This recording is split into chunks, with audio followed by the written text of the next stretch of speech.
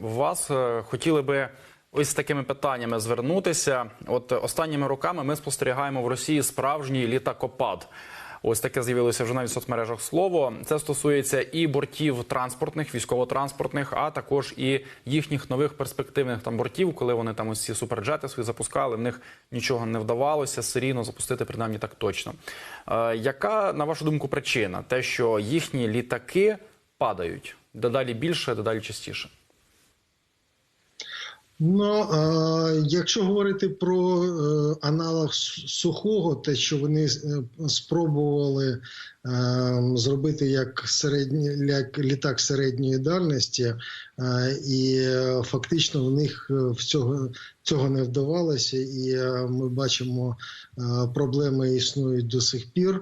І це пов'язано з тим, що вибачте, тут в мене кішка. Фактично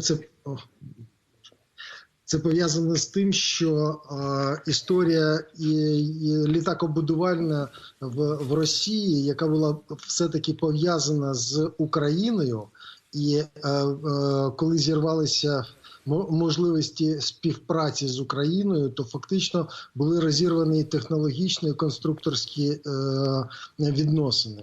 А відносини з іноземними партнерами були не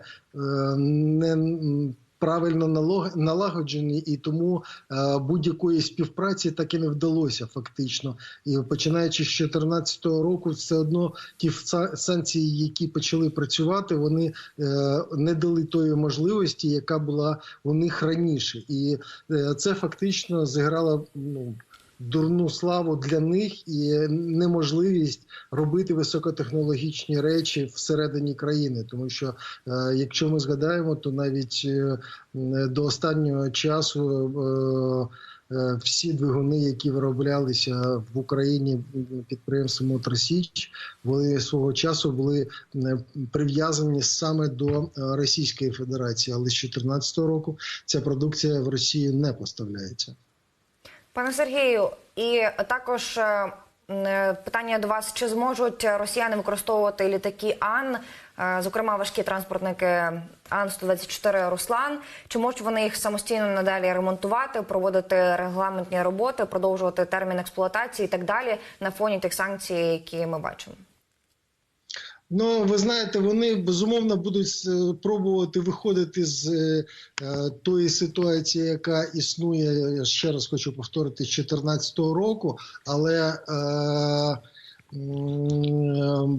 будуть приймати якісь хитрощі, будуть приймати якісь свої регламентні конструкторські документи, але це ніяк не буде пов'язано з реальним життям. Тобто, наприклад, якщо по регламенту продукції Ан треба проводити регламентні роботи, наприклад, візьмемо раз на 5 років, а вони перенесуть, що це можна і експлуатувати, і не проводити ці регламентні роботи раз на 7 років чи на 10 років, то від того безпека польоту, вона ж не покращиться. Тобто так, можливо, на папері це буде виглядати, що нібито все нормально, але фактично це буде великі проблеми. А я вже не кажу про всі літаки, які були зроблені або Боїнгом, або Airbus. А от дійсно ми чули, що ось ці важкі транспортники «Руслан», які от КБ «Антонов» свого часу розробив, то росіяни не зможуть використовувати в своїх транспортних цілях як логістичні компанії, тобто перевозити за кордон чи за кордону щось привозити взагалі. Ну, хіба, може, якісь там країни Африки чи якісь інші країни третього світу, з якими в росіян є якісь окремі домовленості. Але разом з тим «Руслани» вони можуть використовувати для своїх збройних сил, і що вони, в принципі, і роблять. А на вашу думку, наскільки взагалі ці «Руслани», вони можуть ще там скільки років використовуватися, перш ніж у них почнуться якісь системні проблеми, і вони взагалі не будуть придатні для польотів? Ну, ці проблеми вже почалися. Вони, ну, по-перше, частина русланів, яка була і використовувалася Волга Дніпро підприємством, ці руслани заарештовані, вони не використовуються.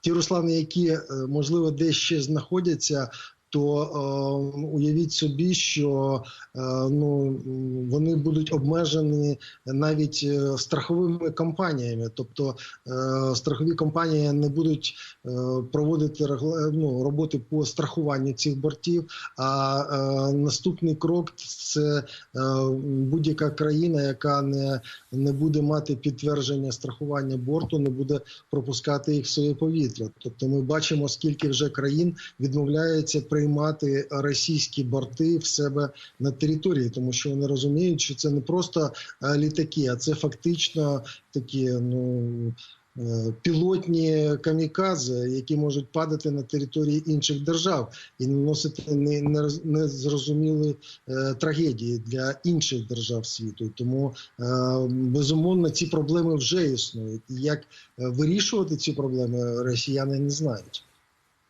Пане Сергію, також з'явилася інформація, що, ну, ми з вами вже поговорили про те, що не вистачає імпортних комплектуючих для ремонту обслуговування літаків серії Ан і Іл-2. І в якості виходу з ситуації пропонується відпрацювати на базі підприємства ОПК РФ можливість імпортозаміщення окремо по кожному типу літаків. Тобто там Іл-62 – це 8 найменувань імпортних комплектуючих виробництва США. Далі там Іл-18 – це одне найменування імпортного комплектуючого виробництва України. Що ви можете сказати з приводу цього, цієї ідеї, і як ви можете легко розтлумачити нашим глядачам щодо цієї ініціативи?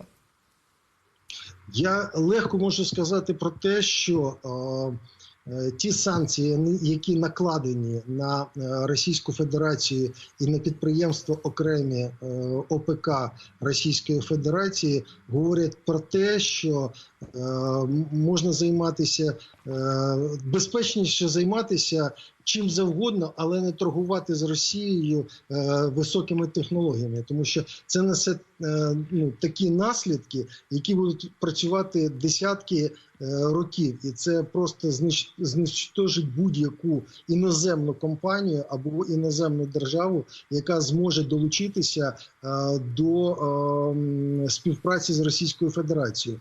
А якщо чи коли, правильніше сказати, Сполучені Штати остаточно приймуть рішення, що Російська Федерація – це країна-терорист, з цього моменту наступить абсолютний крах для Російської Федерації, тому що це буде означати, що вони війдуть в коло 4 країн, які зараз існують як країни-терористи. І з цього моменту це почнеться просто звичайна прірва, яка буде нагадувати там Північну Корею, Кубу і будь-яку іншу таку із цих країн. І будь-хто з наших громадян може собі уявити, що це за технологічне пекло буде для Російської Федерації.